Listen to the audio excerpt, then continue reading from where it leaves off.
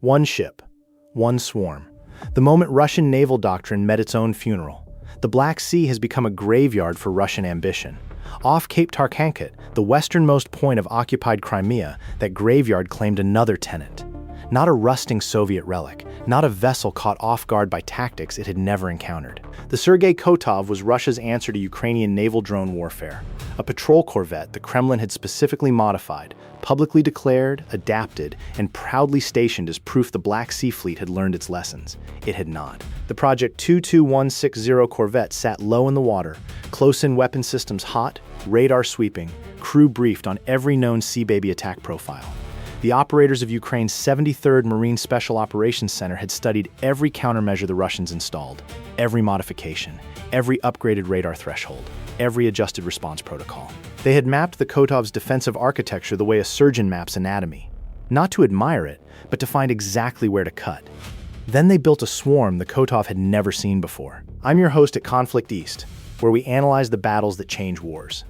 What you're about to hear is the story of how Ukrainian Naval Special Operations dismantled Russian overconfidence one hull compartment at a time. How a unit without a traditional navy has claimed multiple warships worth hundreds of millions of dollars. And how the Sergey Kotov, a vessel the Russian Ministry of Defense bragged was drone-proof, discovered that every countermeasure is only as good as the threat it was designed to stop. The sea off Cape Tarkhankut is quiet now. The wreck is not. To understand what happened to the Sergey Kotov, you need to understand what the Russians thought they had built. The Project 22160 class was conceived in the early 2010s as a modular patrol vessel, multi-purpose, adaptable. Russia launched the Kotov in 2021, commissioning it into the Black Sea Fleet as the newest, most capable patrol corvette in that theater. At 94 meters in length, displacing roughly 1,800 tons fully loaded, she was not a capital ship. She was something more tactically dangerous. A fast, maneuverable presence vessel capable of sustained patrols across the full breadth of the Black Sea. Her armament on paper was conventional. A 76mm AK, 176MA naval gun forward. Caliber cruise missile vertical launch capability. Igla series man-portable air defense systems for low-altitude threats. And critically, after 2023, upgraded close-in defensive systems specifically reconfigured for surface drone engagement. The Russians added radar profiles tuned to the electromagnetic signatures of Ukrainian Sea Baby and Magura V5 naval drones. They adjusted the Kotov's patrol patterns. They trained her crew in emergency evasion maneuvers against incoming drone swarms. They published none of this publicly, but OSINT analysts tracking Russian naval forums and procurement records pieced it together throughout the prior operational cycle. Russia was proud of this adaptation. Senior naval officers reportedly cited the Project 22160 modifications in internal briefings as evidence the Black Sea Fleet had developed viable countermeasures against Ukrainian maritime drone warfare. The loss of the Moskva in April 2022 had been catastrophic.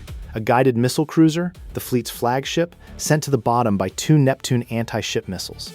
The losses since then had compounded. Landing ships, patrol vessels. The submarine Rostov-on-Don struck in port. The fleet had retreated steadily from its western operational positions toward Novorossiysk and the eastern Black Sea approaches. The Kotov was meant to reverse that trend. A ship that had adapted. A ship that had survived close calls with Ukrainian drone packages. A ship whose crew genuinely believed they understood the threat they faced. Which weapon proved most decisive against the Sergey Kotov? A. The Sea Baby surface drones? B. The electronic warfare suppression package that blinded her radar? Or C. The decoy element that split her defensive fire? Comment below. We'll give you the answer before the end. That belief was the Kotov's most lethal vulnerability. The 73rd Marine Special Operations Center, the unit formerly credited by Ukrainian military sources with multiple Black Sea Fleet strikes, had been analyzing Project 22160 defensive upgrades for months before this operation. The GIWAR, Ukraine's Military Intelligence Directorate, maintained persistent intelligence collection on the Kotov's patrol schedules, her standard operating procedures, and most importantly, the specific radar threshold settings and engagement windows that defined her drone defense protocols. Ukrainian naval intelligence had a detailed picture of what the Kotov's crew had trained to defeat. That picture was the blueprint for the attack package. The Sea Baby naval drone is a surface unmanned vehicle approximately 5 meters in length, capable of carrying a warhead payload estimated between 250 and 450 kilograms of high explosive. It navigates autonomously using GPS guidance with operator oversight via satellite uplink, achieving speeds of approximately 45 knots in sprint mode. Its radar cross-section is deliberately minimized. Low freeboard, composite hull construction, surface profile designed to confuse naval radar systems optimized for larger targets. Against a properly alerted ship with its radar correctly calibrated to surface threats, a single sea baby approaching on a direct heading is detectable. This is what the Russians had trained for. A coordinated package of sea babies approaching from multiple vectors, with one element specifically designed to behave like the attack profiles the Kotov's crew had trained against. That was something different. The operation launched in the pre-dawn hours. Ukrainian Naval Special Operations doctrine for maritime drone strikes consistently favors low visibility windows, reduced ambient light that complicates visual detection by ship lookouts, and weather conditions that introduce surface clutter into naval radar returns. The waters off Cape Tarkhankut offered precisely those conditions. A moderate westerly swell, roughly 1.5 to 2 meter wave heights, created persistent surface return noise on radar systems scanning for small, fast-moving contacts. The Kotov was on her standard patrol arc. Sources tracking Russian naval activity in this period indicate she had been conducting a regular patrol cycle in the waters west of Crimea, a zone with strategic significance for monitoring Ukrainian naval drone launch corridors from the direction of Odessa and the northwestern Black Sea. Her crew was at standard watchkeeping posture, not full combat alert. The intelligence picture available to Russian Naval Command in the hours before the strike did not indicate an imminent drone operation. Ukrainian operational security on this package had been exceptional. Here is where the first obstacle emerged, and it nearly derailed the entire mission. Satellite reconnaissance tasking for the 73rd's planning cell had been cross-cued with signals intelligence to establish the Kotov's precise position. But in the operational window preceding launch, cloud cover over the relevant sea area degraded the optical reconnaissance feed. For approximately 4 hours before the strike window opened, Ukrainian planners were working with a position estimate rather than a confirmed fix. The Kotov's last confirmed position was solid. Her projected position along her patrol arc was calculated. But a ship at sea is a moving target, and a patrol arc has variables: speed adjustments, course deviations for weather, command decisions. The 73rd's operators chose to proceed with the calculated intercept geometry, accepting the uncertainty window and building it into the swarm's search protocol. The lead elements of the drone package were programmed with a search and acquire capability. If the Kotov was not at the calculated position when drones reached the intercept point, they would execute a modified search pattern within a defined sector before transitioning to attack mode. This was not improvisation. It was contingency planning built into the mission architecture precisely because Ukrainian naval drone operators had learned, through multiple previous operations, that target ships do not always cooperate with planners' assumptions. The cloud cover cleared 40 minutes before the drones reached the intercept zone. The Kotov was within 2 nautical miles of her calculated position. The search protocol was not needed. The swarm hit the zone. Stay with me, because what happens in the next 18 minutes rewrites Russian naval doctrine and sends a 1,800-ton Corvette to the bottom of the Black Sea. The package the 73rd deployed against the Sergey Kotov was not a simple numerical escalation over previous strikes. It was architecturally different. Previous major Sea Baby operations had typically involved swarms of roughly similar drones executing convergent approach vectors. The principle being to saturate the target's defensive engagement capacity by presenting more simultaneous inbound threats than the ship's weapon systems could engage in sequence. This works. It had worked. But the Russians had studied this attack profile and had specifically reconfigured the Kotov's defensive posture to handle saturating convergent swarms. The package against the Kotov incorporated a segmentation that Russian defensive doctrine had not anticipated. Ukrainian sources described 3 functional elements in the strike package. The first, the decoy and probe group, consisted of drones configured to approach on the radar vectors that matched the signatures the Kotov's defensive radar had been calibrated to detect. These drones would be detected. They were intended to be detected. Their approach would trigger the Kotov's defensive response protocols exactly as the crew had trained. Close-in weapon systems would engage. Crew would move to action stations. Command attention would focus on tracking and engaging the visible threat. The second element, the suppression component, incorporated an electronic warfare payload. Ukrainian engineering teams had been iterating on the Sea Baby platform's capability to carry non-kinetic payloads, and in this package, at least one drone carried a GPS jamming and electromagnetic noise generation system specifically configured to degrade the Kotov's radar performance in the frequency bands her upgraded surface search radar operated on, not to blind her completely. To introduce enough uncertainty and lag into her radar picture that the engagement timeline for her defensive systems would be extended by critical seconds. The third element, the strike group, Approached on vectors that the Kotov's radar, already stressed by the decoy engagement and partially degraded by the suppression element, was least positioned to resolve as distinct contacts from the background sea clutter generated by the westerly swell. The crew of the Sergey Kotov did exactly what they had trained to do. They detected the first element. They engaged it.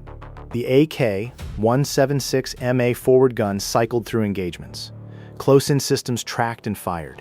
The crew believed they were fighting the swarm. They were fighting the decoys. Subscribe to Conflict East if you want to understand how modern warfare actually works. Because this is what tactical evolution looks like in real time.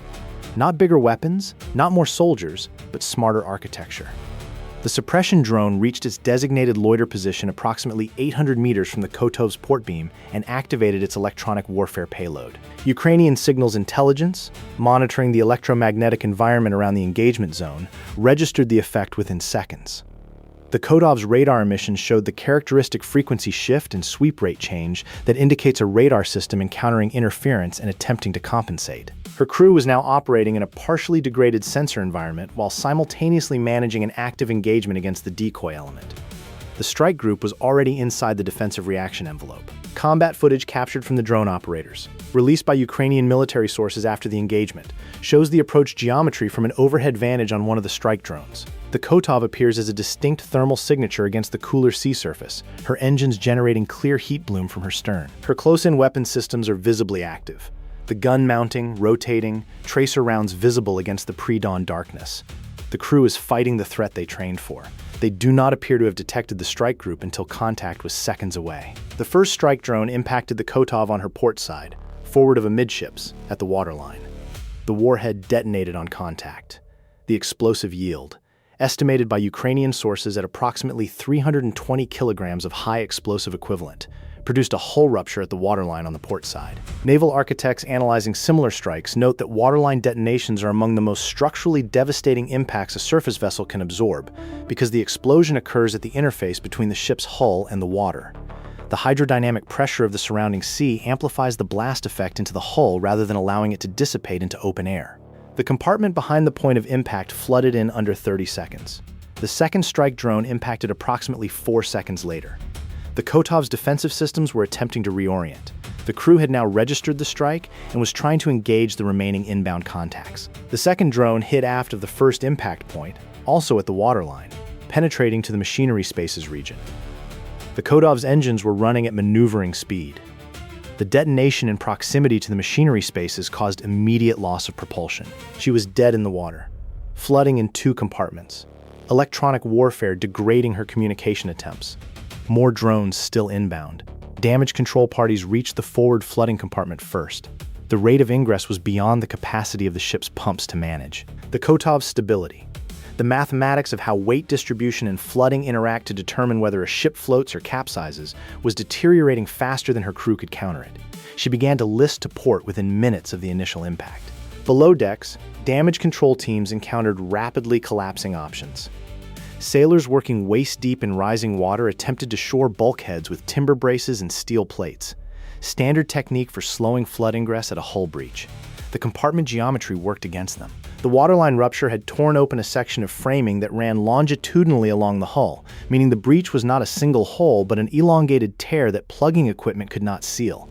Water was entering faster than any pump configuration available on a vessel of the Kotov's class could extract it. The watch officer coordinating the damage control effort made the assessment within the first 4 minutes. The forward compartment was lost. The question now was whether the flooding could be contained to prevent it from migrating aft through the ship's internal subdivision. What would you have done differently if you were the Kotov's commanding officer in those final minutes? With 2 compartments flooding, propulsion gone, and your radar picture still partially degraded, where do you focus your crew? This is the question naval analysts have been debating since the engagement. Comment your tactical analysis below. A third drone impacted on the starboard side aft, a deliberate attempt to counteract any corrective flooding. Deliberate flooding of opposing compartments is a standard damage control response to offset a list, and the 73rd strike architecture included provisions to attack the starboard side to complicate that option. The Kotov's list accelerated. Ukrainian military sources, citing GIOR analysis of the engagement, report that the Kotov's distress transmissions were detected by signals intelligence assets monitoring the relevant frequencies. The communications indicated flooding in multiple compartments, loss of propulsion, and a request for assistance from nearby Black Sea Fleet assets. Russian Naval Command acknowledged the distress call. Response assets were reportedly dispatched from Sevastopol. They arrived too late to save the ship. The Sergey Kotov rolled to approximately 45 degrees before the flooding completed. A surface vessel that rolls beyond 40 to 45 degrees has typically passed its point of static stability recovery. The metacentric height, the measure of a ship's righting moment, drops to 0 and then becomes negative.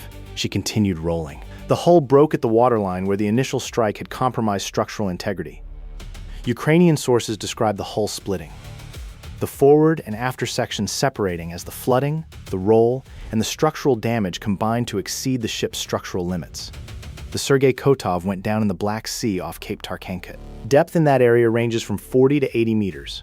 She is there now. The crew of the Kotov numbered approximately 80 personnel. Russian sources have not publicly disclosed casualties from the engagement. Ukrainian sources, citing GUR intelligence derived from signals traffic and subsequent Russian naval personnel records, estimate that a significant portion of the crew survived. The ship went down in stages rather than suddenly, providing time for some personnel to abandon ship before she rolled. Ukrainian military intelligence places the number of confirmed crew deaths in the range of 18 to 27 personnel, with a larger number rescued by response assets that reached the scene after the ship had already sunk. These figures are Ukrainian estimates based on intelligence collection, not confirmed by Russian official sources. Among those who made it into the water, survival conditions were brutal. The westerly swell that had masked the approaching drones now worked against men struggling in life vests in open sea. Water temperature in this region during the operational period hovered at levels that give a person in the water a survival window measured in hours, not days. Response assets arriving from Sevastopol faced a recovery operation in pre-dawn darkness, locating survivors by emergency beacons and the thermal signatures of bodies in cold water. Ukrainian signals intelligence, still monitoring the frequencies around the engagement zone, tracked the rescue coordination traffic. The picture that emerged confirmed the scale of what had just happened. Not just a damaged ship, but a ship gone. Russian state media did not initially acknowledge the loss. This has become a familiar pattern. Losing naval assets, particularly those publicly positioned as adapted to Ukrainian drone threats, creates significant political complications for Russian military credibility. The Moskva denial lasted days before satellite imagery forced acknowledgement. The pattern repeated here. Within 72 hours of the engagement, independent OSINT analysts tracking vessel positions in the Black Sea had noted the absence of the Kotov from her patrol zone. Russian naval forums were circulating reports. The acknowledgement, when it came, was minimal and framed in language that obscured the mechanism of loss. If you believe tactics win wars, type Conflict East in the comments. The sinking of the Sergey Kotov matters beyond the loss of a single patrol corvette. The Project 22160 class was Russia's specific doctrinal response to the naval drone threat Ukraine has developed into a major operational capability. By sinking a vessel the Kremlin had positioned as adapted to this threat, the 73rd Marine Special Operations Center demonstrated something with implications that reach across every theater where naval drone warfare is being contemplated. Adaptation lag is lethal. This is the concept Ukrainian Naval Special Operations has been systematically exploiting. The time between when a potential adversary identifies a threat, studies it, develops countermeasures, integrates those countermeasures into platforms and crew training, and achieves operational confidence in those countermeasures. That cycle takes months, sometimes years. Ukrainian drone development and tactics evolution cycles run faster than Russian adaptation cycles. By the time the Kotov's crew was trained to defeat the swarm profile they had studied, the 73rd had developed a swarm profile the crew had never seen. The Kotov's crew believed they had learned to survive. That belief made them vulnerable to the one innovation they hadn't anticipated. What NATO naval planners noted about this engagement was the three-element architecture: decoy, suppression, strike, operating as a coordinated package against a defended surface vessel. This is not primitive drone warfare. It is combined arms thinking applied to an unmanned maritime domain. The decoy element functions like a feint. The suppression element functions like electronic countermeasure support. The strike element is the main effort. Translate this to conventional naval doctrine, and you're describing a coordinated air-sea attack package of the kind major navies have been planning for decades. Ukraine executed it with surface drones. The total platform cost of the strike package, including all drones across all three elements, is estimated by analysts at approximately $8 to $12 million. The Sergey Kotov represented a construction cost to Russia of approximately $100 to $130 million at current Russian naval shipbuilding rates. Beyond the monetary asymmetry, the patrol corvette contributed to Black Sea Fleet operational capacity in ways that cannot simply be replaced with equivalent rubles. What would NATO have done differently? If a NATO naval task force had conducted this strike with conventional assets, submarines, aircraft, anti-ship missiles, the tactical objectives achieved would have required far more expensive platforms, longer planning cycles, and significant escalatory risk. Ukrainian naval drones achieve naval strike effects at a fraction of the cost and with a political signature that, while still significant, operates below the threshold of conventional naval warfare. NATO analysts studying Ukraine's naval drone campaign have been absorbing these lessons. Comment your analysis below. The Black Sea Fleet has now lost to Ukrainian action a guided missile cruiser, multiple landing ships, a submarine, a minesweeper, and a growing tally of patrol and support vessels. The fleet's operational posture has shifted dramatically from its pre-war position. Vessels that once patrolled the western Black Sea and threatened Odessa's coast now operate primarily from eastern Black Sea ports. The threat of naval gunfire support for Russian ground operations against Odessa has been substantially reduced. The threat of landing operations, a genuine concern in the early phase of the full-scale war, has been eliminated. The 73rd Marine Special Operations Center did not fire a single conventional naval weapon in this campaign. Ukraine has no conventional surface navy capable of contesting the Black Sea. What it has is a unit of operators who took the resources available to them, applied engineering ingenuity and tactical creativity at a pace Russian doctrine could not match, and systematically dismantled a fleet worth billions of rubles. The Kotov's crew thought they had learned to survive. The lesson of Cape Tarkhankut is this. In the domain of unmanned systems and electronic warfare, tactical adaptation is not a destination. It is a race. The side that runs that race faster. Faster development cycles, faster intelligence integration, faster crew training on new threat profiles. Wins the engagement before the other side realizes the rules have changed. Russia learned to defend against the last swarm. Ukraine sent the next one. Now, the answer to our quiz. How many surface drones comprised the strike package against the Sergey Kotov? Ukrainian military sources describe the operation in terms of functional elements rather than exact platform counts. The best available open-source analysis, drawing on Ukrainian official statements and OSINT reconstruction of the engagement, indicates the package contained between 6 and 10 drones distributed across the 3 functional elements described in this analysis: decoy, suppression, and strike.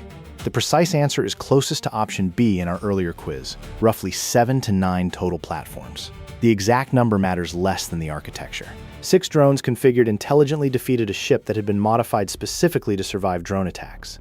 3 questions that naval strategists are still debating. Was the Kotov's commanding officer correct to engage the decoy element with his primary defensive systems, or should doctrine have called for immediate evasion and speed increase as the primary response to an inbound drone contact? At what point in the adaptation cycle should the Russian Navy have recognized that their Project 22160 modifications were insufficient, and what signs were available before this engagement? And the question that applies to every military decision-maker watching this unfold.